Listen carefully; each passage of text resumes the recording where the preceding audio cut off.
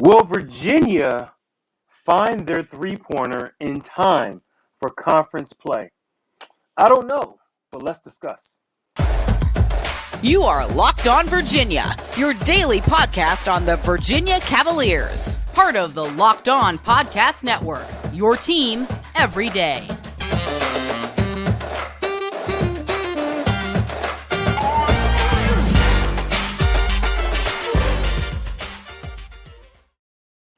Good day, viewers and listeners. I am your host, Big Law, Lawrence Johnson, and welcome to Locked On Virginia Cavaliers podcast, your first place to come to get your Wahoo fix every day as part of the Locked On Podcast Network. Today's date is 12/29/2022, and this will be a post-game review of the game of UVA versus Albany, the Great Danes, and I can tell you like this. I'm there, in the stadium, in the John Paul Jones Arena, and I'm kind of thinking the energy was just down. I think that University of Virginia was playing down to the competition, and we're going to talk about that. There's a few things. We'll talk about the win, of course. Then we'll talk about the struggles from three-point. We'll get into what I think they need to do to fix it. And then we'll talk about, what we're going to look for looking forward with this team, with Georgia Tech playing, or them going to Atlanta playing Georgia Tech on Saturday. But like I said, they beat Albany 66-46, and in the stadium, which was probably at about 75% capacity, still was loud at times, but it was really dead to me. It was really the energy. I mean, they had people there, but the energy just wasn't there. And I'm thinking, are we really, as a team, are we really the way that we are now? Are we going to be this way for the rest of the season? Maybe some players get hot here or there. But Amon Franklin, who started out, I may add, 1 for 6, which was really alarming because he has been on a terrible slump right now.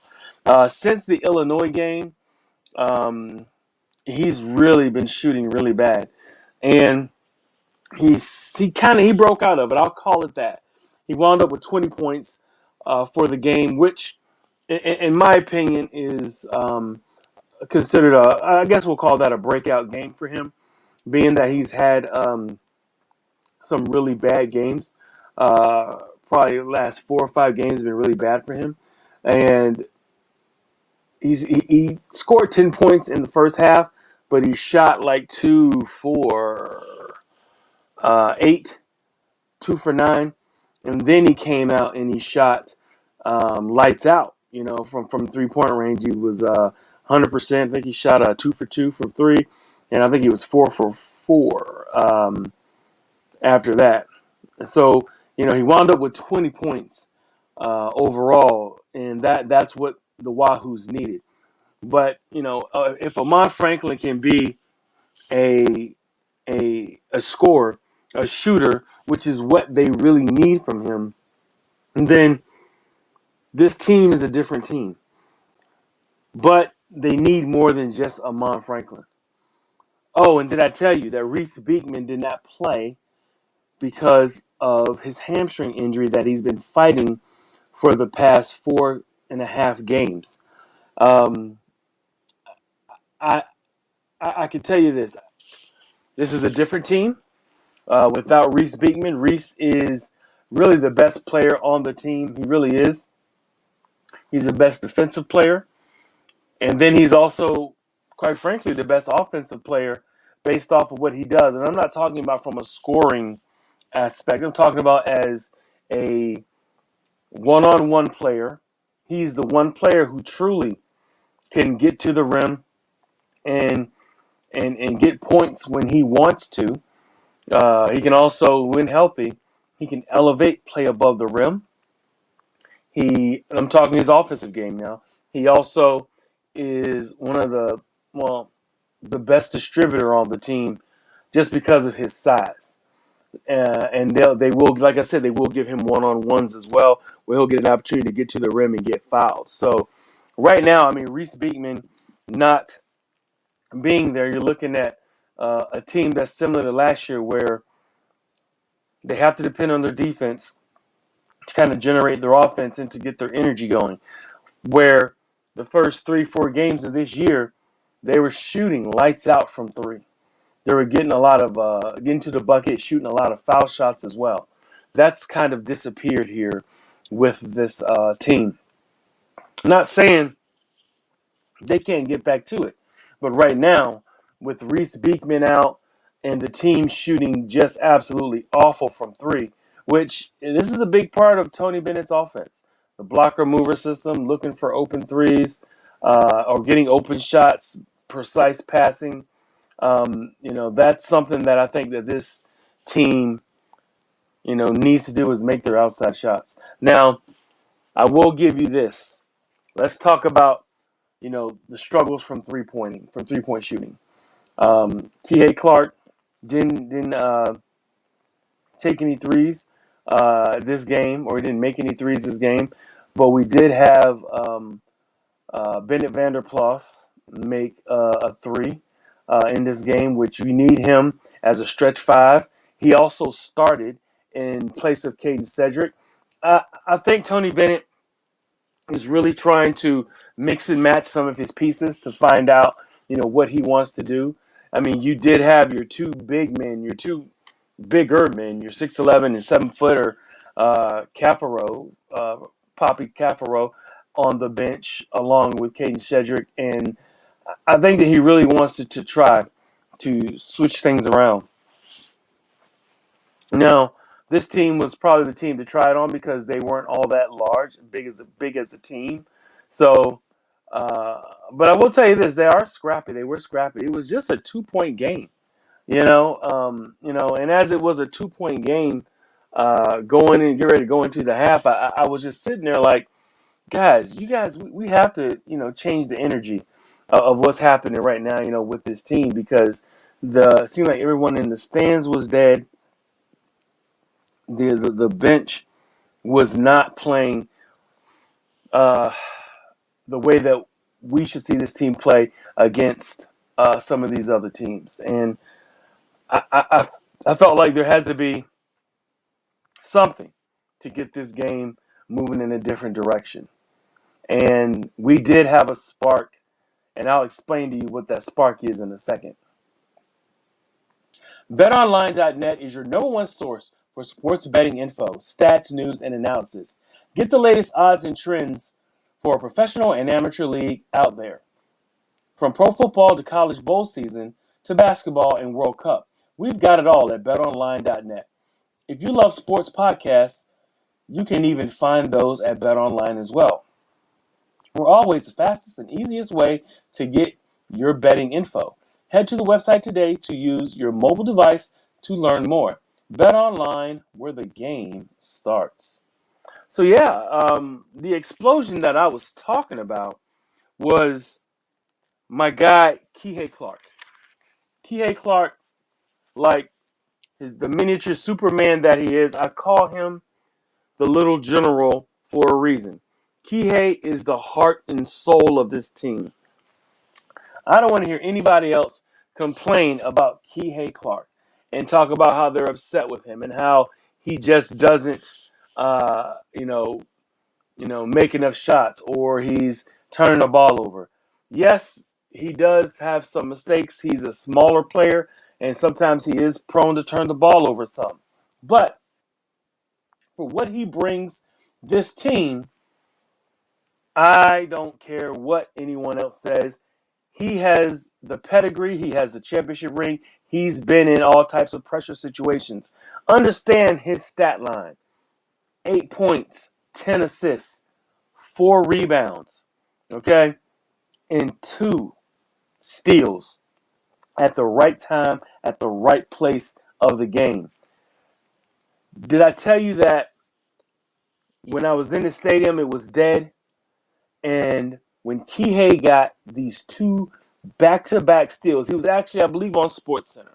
he got these back-to-back steals right out in the open. It's probably one of the most embarrassing things that you could have happen to you in basketball is if you're a point guard and you're dribbling the ball down and the opposing point guard is D'ing you up, is giving you the defense, all the way every inch by inch down the court, and you get ripped or you get the ball stolen from you, as we would say, on the court where I'm from. You got ripped. And Kihei rips the ball from him, steals the ball from him, goes the other way, scores 2 points. The roof absolutely exploded off of the stadium. So he does it again. The guy's dribbling down. Kihei strips him again, takes the ball, and swoops in for another 2 points. Back-to-back steals. It was at a frenzied pace. Even though I said it was 75% filled, it was quite frankly the loudest that I've heard it in some time, based off of what we're accustomed to there at the JPJ. Absolutely amazing. But after that moment, the team totally turned around. Totally turned around. The roof came off. The energy was up. The bench was hype.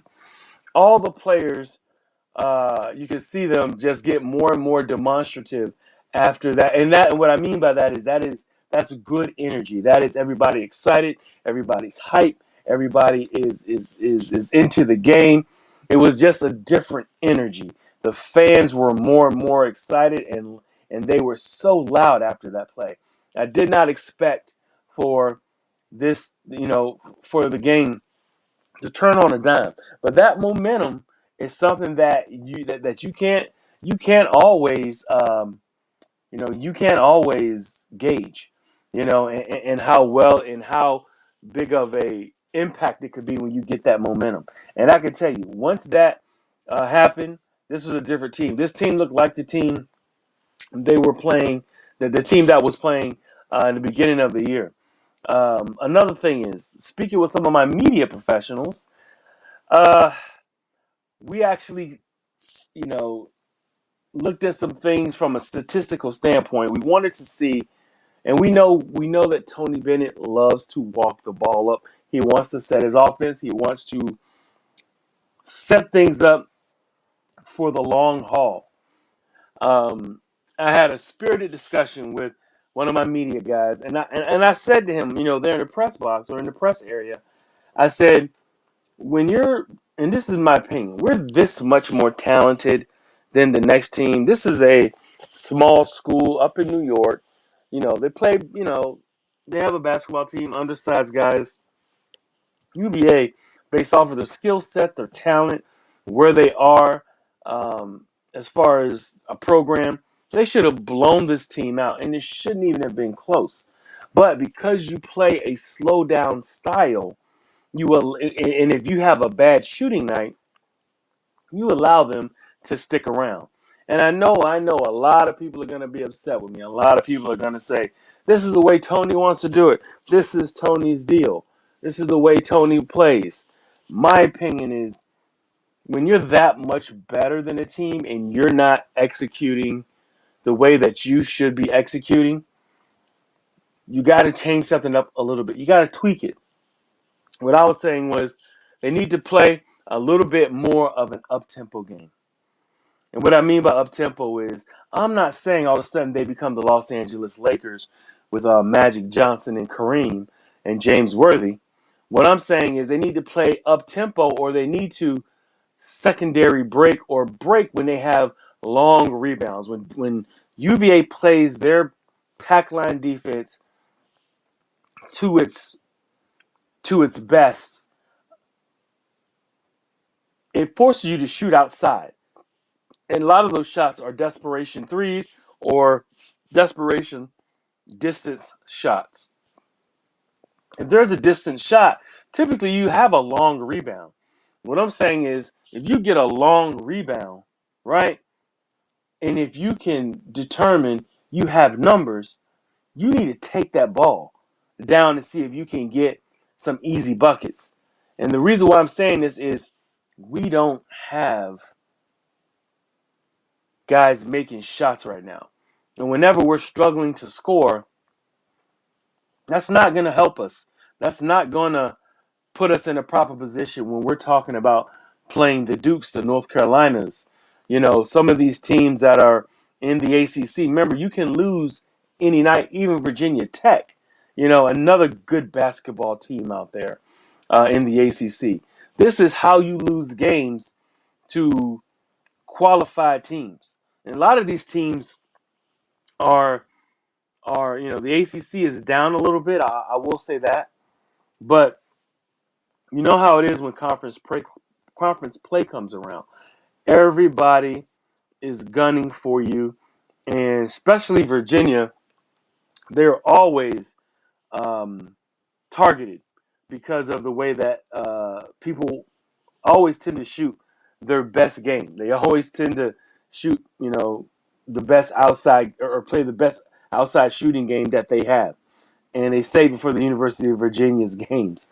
But I think they definitely need to run the ball a little bit more. I mean, play up tempo a little bit more.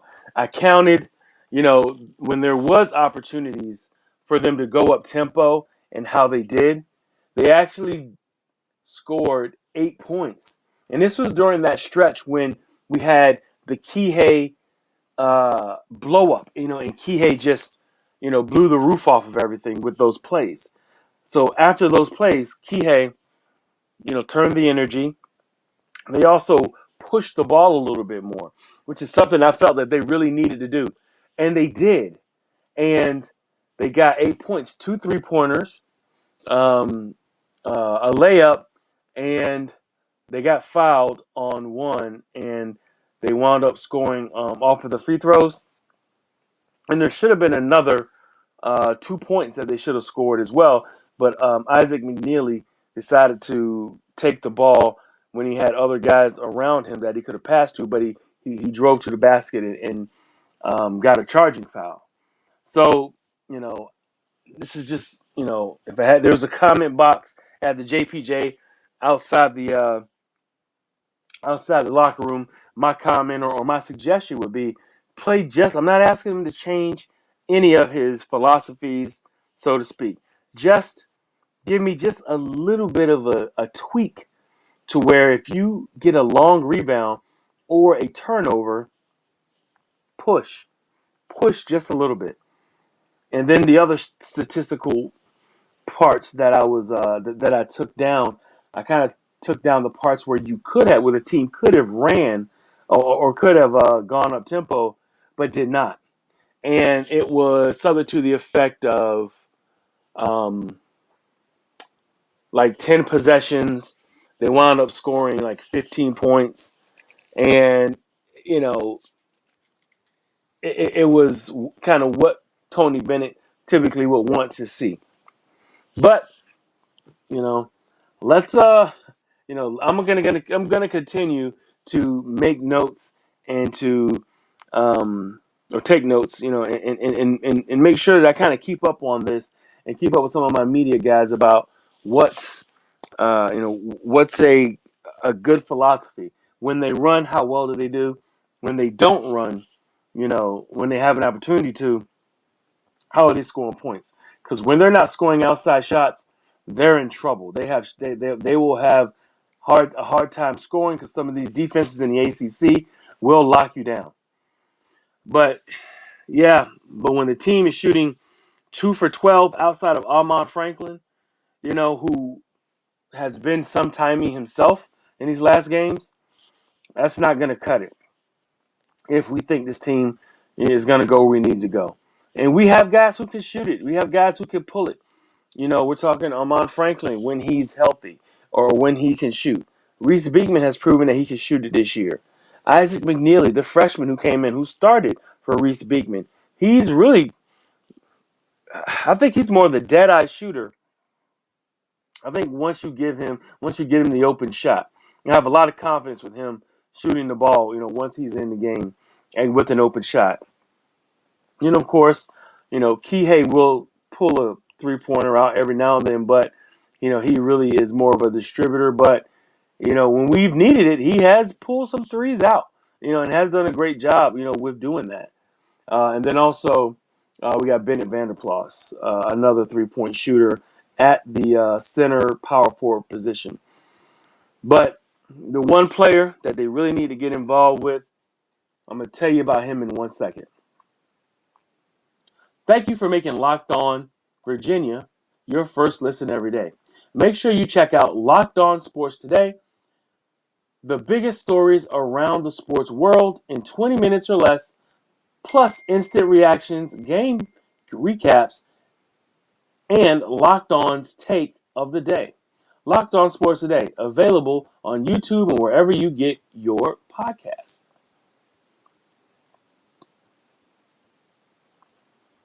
You're hanging out with some friends and putting back a few drinks. A few become a few too many. As the evening comes to an end and people start to head out, you think of calling for a ride. Nah, you live nearby. You can make it home okay. It's no big deal.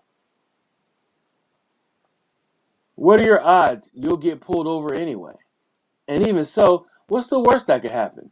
Your insurance goes up. You lose your license. You lose your job. You total your car. Or you kill someone. Everyone knows about the risk of driving drunk. The results are tragic and often deadly.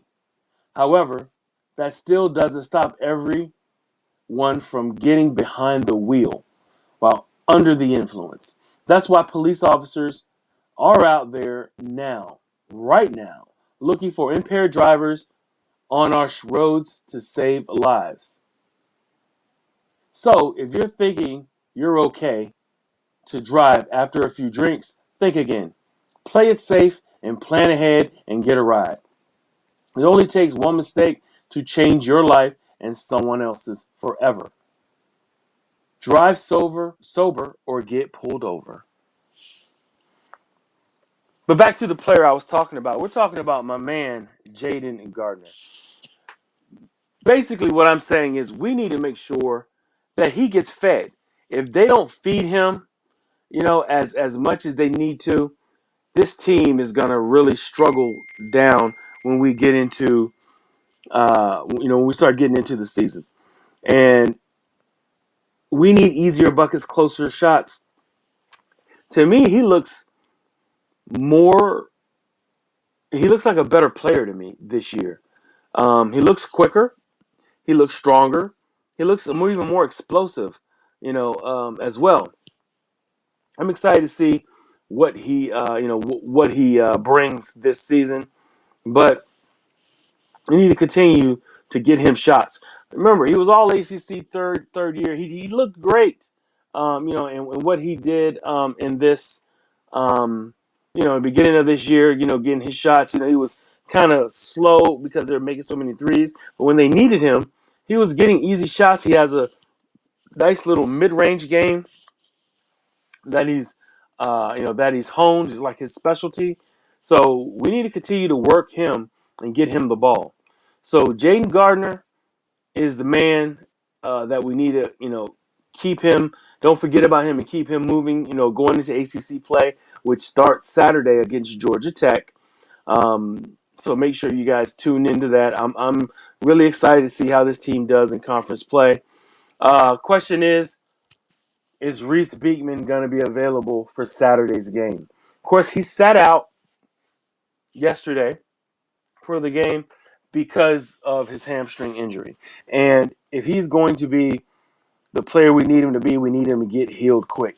Smart decision by the staff at the University of Virginia and Tony Bennett and the crew. But like Tony said, is maybe giving him a week of rest. It's better. I'm worried, about this long term for the season, but we'll just see how it all shakes out, and hopefully he can, he'll be able to recover, and hopefully recover in quick fashion because, he's the best player on the team, and we don't have him, He's the player who really separates us from regular teams, in my opinion. He's exceptional on the defensive end, and he's exceptional on the offensive end. So when your best player on both sides of the ball is out, it makes a huge difference for your team. And I'm not saying that a lot of other players can't step up or they haven't stepped up, because they have. But I think if he's healthy at Houston, I think maybe we could win that game at the Houston game.